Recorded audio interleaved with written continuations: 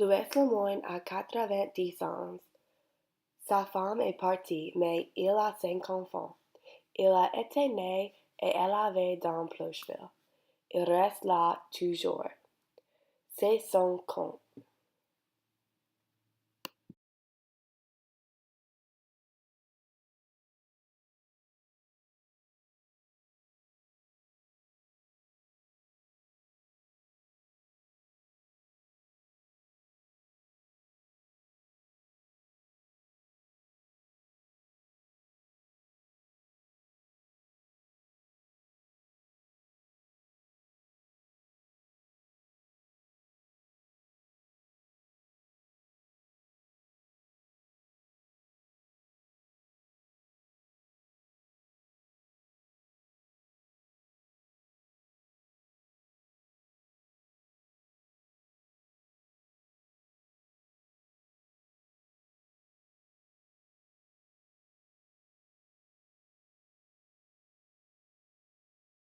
Alors, je racontais pour quand on était jeunes. On jouait à la plate le dimanche, les petits garçons, on se mettait ensemble, le voisinage. Et il y avait des petits clos de canne.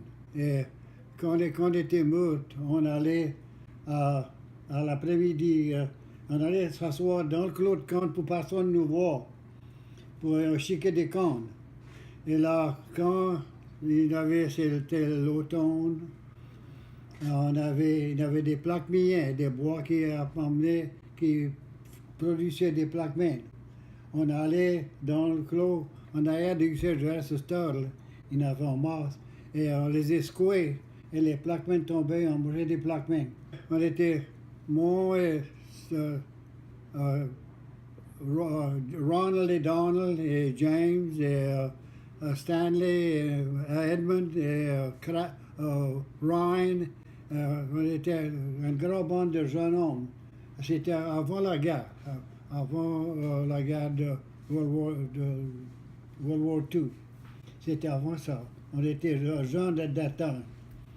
Et la guerre est venue et on allait tout à l'école. Et la guerre était durant tous mes 4 ans de high school. On avait la guerre en 1942 et 43, 44 et partie 45. La guerre dans Europe a fini dans mars ou avril de 1945 et elle a fini dans le South Pacific dans septembre en 1945. 1945, ouais. Et je peux te côté des choses ça. L'armistice du Japon a été signé sur le battleship Missouri. At the time, c'était le plus gros battleship qu'on avait. Il a envoyé une flotte de 500 livres à 18 milles et il pouvait frapper un pont de 12 pieds carrés. Jeté l'atomic bomb, ça c'était en 1945 sur Hiroshima.